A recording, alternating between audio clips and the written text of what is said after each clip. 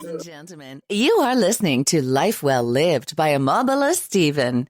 It's an engaging and enlightening talk show on life, relationships, and the business of life. Grab a cup of juice and just chill. Life Well Lived by Amabala Stephen. Live life. Live fully.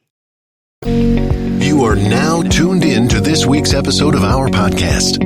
Today we are going to interview some of the greatest and most influential minds in our field. By sharing our collective expertise, we will show you how to harness, control, and use your own skill set to achieve ultimate success and live the life you want.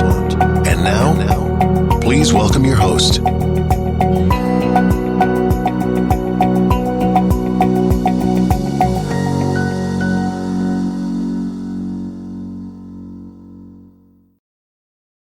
Thank you, Claudias.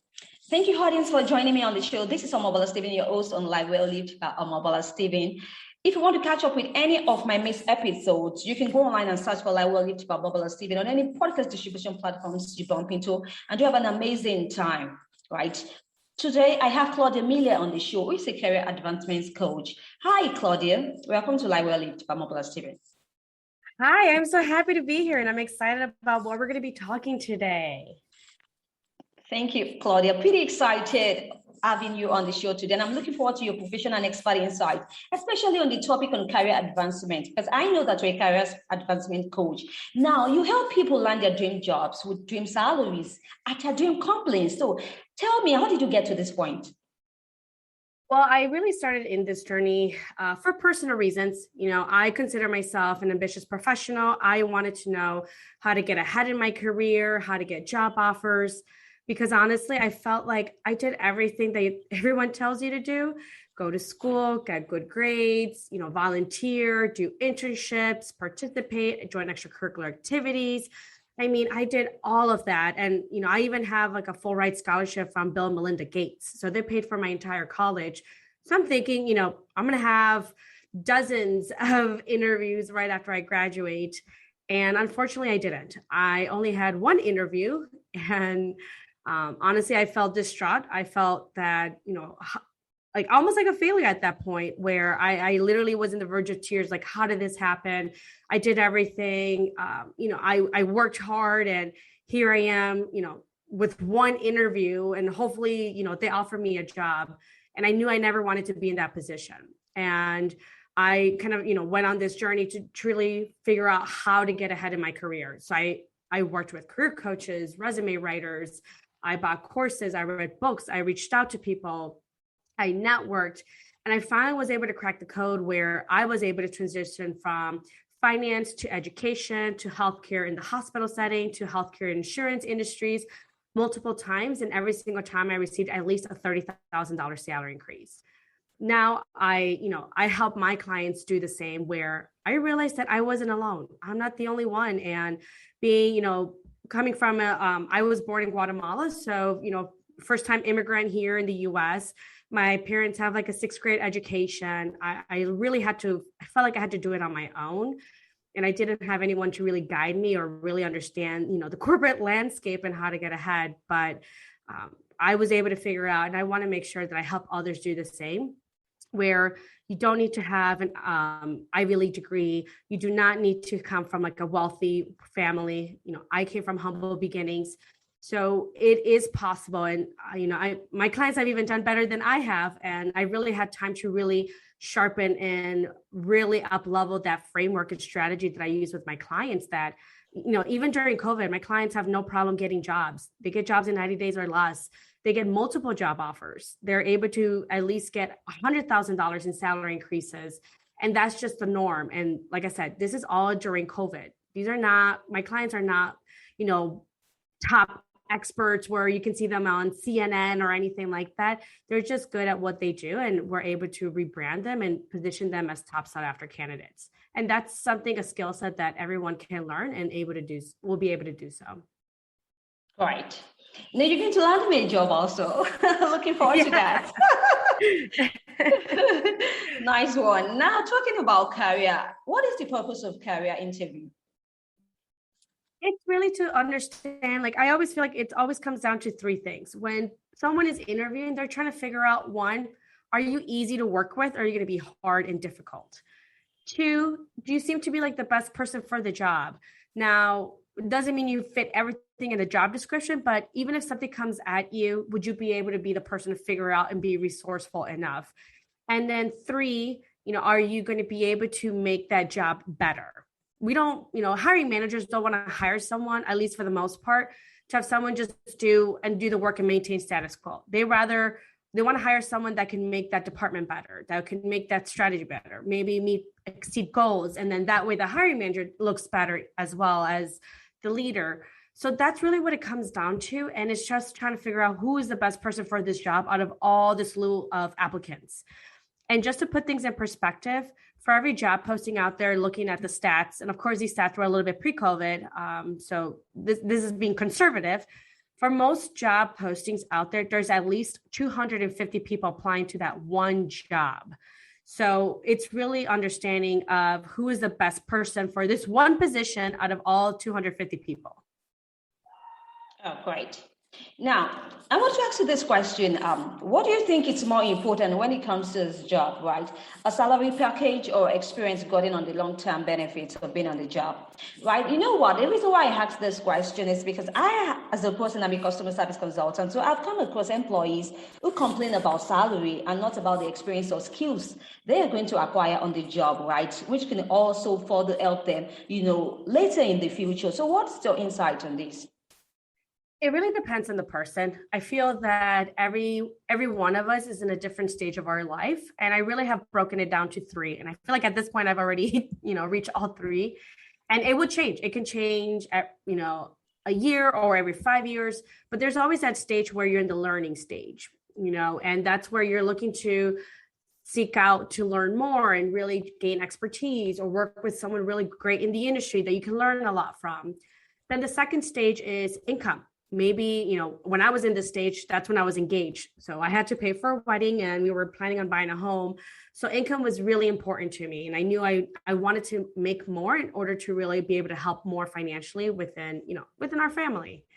And then third is making sure that I am happy, meaning as in mission and values. Most people tend to be in this stage, maybe when they're close to retirement, or maybe they just started having kids and they don't want to have to travel. They want to be at home with their kids, and that's more important to them. And for me, it's spending time with my family. So that's the stage that I'm currently in. But I'm always in those 3 stages. It's just one is driving more of my decision making than the others. So when it comes to, whether it's important more about the salary and the compensation, it might mean that, maybe a family member, maybe you want to pay off debt and, you feel like this is a role you really enjoy, but, you don't want to necessarily move to the next step in the careers because that might require more responsibility and won't allow you the work-life balance that you're currently seeking. So then, maybe you want to just go to another company and then get paid, 30 to 40K more just for doing the same job. And by the way, this is very common. Or it could be, I'm looking more for experience and benefits. At the end of the day, I always say, if you really are looking for experience, lead with that and still negotiate. You can still get paid very well and still get a lot of experience and learning that you're currently seeking. But like I said, one will be the driver, but that doesn't mean you still can't get paid and well compensated very well based on what the market is currently paying. I know that you help your clients, right, to offer strategies to help them get noticed and be promoted at work, right? That's very beautiful. Now, the question is, don't you think, on the flip side, that this could make many to live a lie in order to see their dreams come true, right, while looking forward to this position in the company? So it really, there's a lot of opportunities internally to really, like you said, get noticed and promoted. And it's really being able to identify those roles and be able to network within the company itself. Now, I understand that, some companies, you might already hit that cap. Maybe there aren't any positions available yet. Or maybe you can't get promoted until your job, your manager retires or leaves the company. And, especially it happens within like a lot of federal and state agencies where people are there to retire. Nobody really is going to plan on leaving until it's, until like they can, the last year that they can get into their workforce within the organization. So it really does depend, but I always say, seek out both opportunities. If it's a really great company and you see there's upward mobility, you can definitely, start networking and start reaching out to people, connecting with them, really understanding the whole entire landscape of the company in itself. And if it doesn't feel like there's a lot of opportunities, or based on your research, you start realizing that there are some roadblocks, then, there's other opportunities within other companies in itself that also have really great work culture, have really great benefits, and will be a really good springboard for you in your career. You just got to be able to know what questions to ask and knowing how to do it itself as well. Right.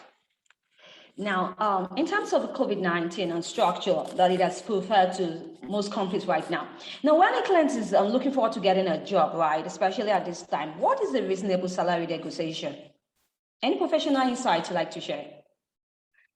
So one question I get asked a lot is, well, how do I know that I can negotiate my salary? And the honest answer is, if you're interviewing, there's clearly you have skill sets that they want, you're in a position to negotiate your salary. So if they ask you at the beginning of the interview, what is your salary range?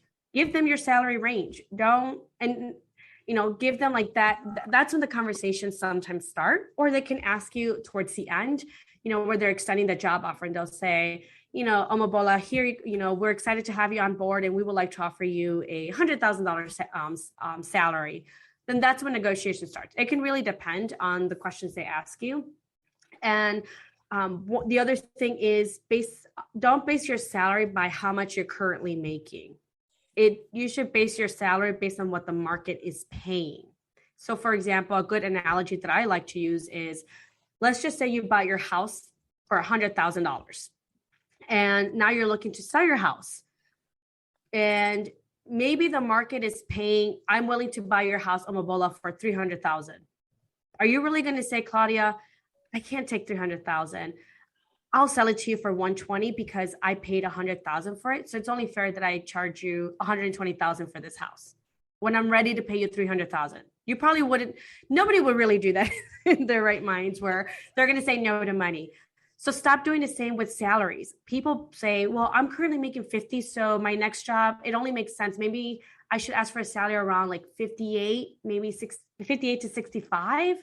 No, instead, base your salary what the market is paying. Oh, there's a salary range between 70 and 80. Well, then I'm looking for a salary between 70 and 80,000 for this role. And that's it. So those would be my big advice that I would give to anyone. Anyone can negotiate their salary. Like I said, whether you're interviewing, you're currently employed, you can negotiate your salary. If you're getting a job offer extended, and I don't care if you're an intern or, this is your first, real job right after college, or this is your first director manager job. I've seen clients get salary increases from all these types of expertise, I had a client where they were still in college. They hadn't even graduated. They got offered around 60, I believe. And then they were able to get 70. And they told her once she graduates, they'll give her the 75K. And she was only about 6 to 8 months away from graduation. So those are things that I've seen it across the board. So anyone can negotiate their salary. You just need to know how to do it the right way and have the right strategy around it. And 2, based off your salary of what the market is paying, not how much you're currently making. Right. Now, Claudia, thank you for the big advice. Yeah. Right. Now, rounding up for today's show, why is the year-end review important for employees? Why is the interview important? Why is the year-end review? Why is it important for employees?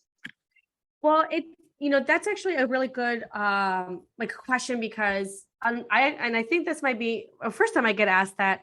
But honestly, I think of interviewing as, how do we position and set your brand? You have control as the candidate to really control your brand, how you position yourself, what, information, accolades, or achievements you get to bring to light during this interview. And with the right, research that you do about the company in itself, you can really position yourself as the top sought after candidate. So when I say clients have received $100,000 salary increases, it's not because they get offered $100,000 and they're like, nope, I'm not taking anything less than $200,000. It doesn't work that way. Instead, we strategically positioned them. We did research. We did the right way. We made them the top candidate before they even walked